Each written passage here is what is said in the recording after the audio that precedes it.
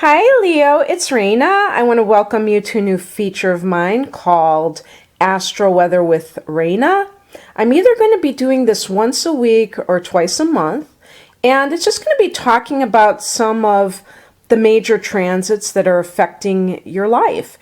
Obviously, since this is a general reading, whether you're Sun in Leo or Leo rising, it does depend on your degree point, and I'm kind of generalizing this. So the actual timing of it may be a bit different for each person, but at least it gives you some, overview of the situation.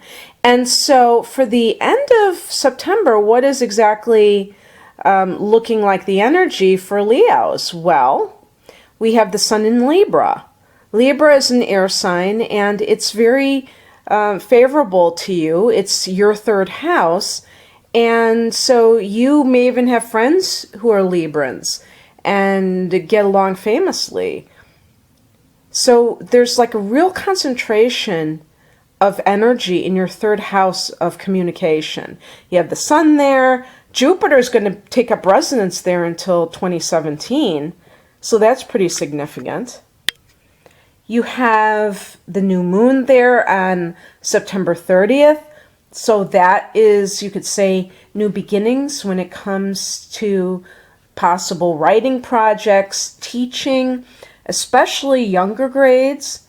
So some of you who are looking for some sort of teaching gig, you might find out that you've got it. It can relate to any relationships in your extended family. It could be your siblings, but also cousins and things of that nature. And it's really good because Jupiter brings luck and expansion to whatever sector it transits into. So you may discover you have cousins you didn't know about, and possibly somehow it affects the local area. So maybe you will have some kind of luck in, if you move, finding the perfect location where you just feel like you belong in that particular area. And, the residents of that area become like an extended family to you. But definitely any Leos who are writers, or, if you have other ways of communicating, this period of time, especially after the new moon, may indicate that you could launch something. This is also good for marketing, by the way. But if you have something to say, you could actually profit from it. So the other things that are happening is that Mars is going to go into your sixth house of health, daily routines, your place of employment, on the 27th of the month in the sign of Capricorn. Okay, so what does this mean? Well, for some people, you may just decide that you need to become more active when, with whatever kind of physical regimen you're undertaking. So maybe you say, you know what, I'm really going to do some sort of workout routine. I would say it's more of a physical thing than necessarily like diet, because diet is something that is less active. Mars is very, very physical, and it's a very energetic kind of an energetic kind of energy. But so I think of more of like physical exercise, and the sixth house can also deal with nutrition, anything to do with health. So you may decide that you need to move more. It could also affect your workplace. So be careful for any kind of aggressive tendencies, because sometimes Mars is a little bit overbearing, whenever it goes into a certain house. And so don't, start trouble with people in the workplace, because this could mean that something happens that you don't start, like someone else might start something. It could prove contentious in this area of your life.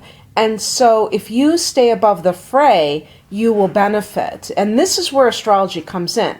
Like, I always try to tell people not to look at it as predicting your future, because then you become very passive and you become very fatalistic and think that it's already set in stone, what your life is going to be. And then you don't put in any effort. And this is really, that's why I'm calling this Astroweather. And of course I didn't invent the term. Other people have done the same thing. But it is just kind of like the passing transits. And so basically it's like, are there opportune times to take advantage of certain things occurring and kind of hitch your star to that instead of just kind of like wandering around in the dark. So when you know that there's going to be Mars in your 6th house, to look out for anybody who is going to get aggressive in the workplace, and you don't just fall into a typical pattern of, going along with it and not realizing that, hey, this was forecast for me, and now I'm what's that saying? Forewarned is forearmed. So you know that this may happen, and you know what to do. There are some things that may happen, but we have free will in how we choose to respond to them. And the thing about responding to things, especially things of a negative variety, I find that a lot of times when people react, and it's usually reacting also negatively, it's because somebody caught them off guard and they didn't really have time to anticipate it. And so when you anticipate that something may be a little bit tricky, you know that you can keep your cool because you expected it to happen. On the other hand, we shouldn't expect trouble, so there you go. Because I do believe in the law of attraction. But, it seems like everything is and isn't true in life. So you have to kind of walk that fine line of the contradiction that is life. So then we had, this is yesterday, as of this recording, Mercury turned direct. Woo! That is a relief, at least for me, because I had tech issues, I had communication issues. I'm looking for any Mercury retrograde horror stories. If you had any, please post them below. And now that Mercury is direct, we still have to kind of keep an eye out for the shadow of Mercury until it increases its degree point to back to where it was before it went backwards. This is its shadow, and there could still be things happening. And I've noticed that does tend to occur either before or after, that there can be still a little bit of screwy situations, but it's usually not as bad as it was when it was the full-blown retrograde. So it's progressing now, and it's direct in your 2nd house of earned income. So did you experience a slowdown during that Mercury retrograde in your income sector? Did you notice things grinding to a halt? Things should start to get better for you. Maybe it was just miscommunications regarding money that was owed to you. So it could have something to do with 2nd house matters, like I think land is the purview of the 2nd house. So if you had if you're trying to buy land, you might hear back about it. Venus has been in your 3rd house, Leo, and will go into your 4th house of home and family in the sign of Scorpio on the 23rd of the month, which is the day I'm recording this. So it's already there right now. And Venus brings with her sometimes money, definitely charm, and definitely harmony to whatever situation is happening. So it can soothe frayed nerves if there's been any kind of stress with your family of origin.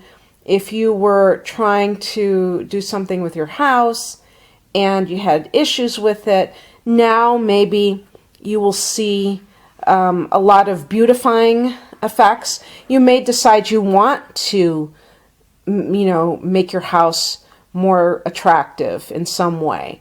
It's interesting because Mars actually, when it went in retrograde, it dipped back into your fourth house. And this was, oh gosh, in the spring probably. It turned direct on June 29th. It was still in Scorpio at that point. So, maybe May and June or early June. So during that time, there may have been some sort of contention within your family. And now with Venus there, you have the opportunity to kind of smooth things over. So that's really wonderful.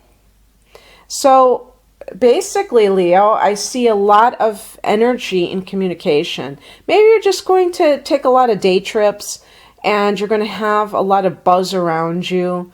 Maybe you'll be on the phone a lot. Maybe you'll be starting a blog. Who knows? But whatever you do, I wish you well. If you'd like a personal reading, you can click on the link below this video. But otherwise, have a great rest of September. Bye.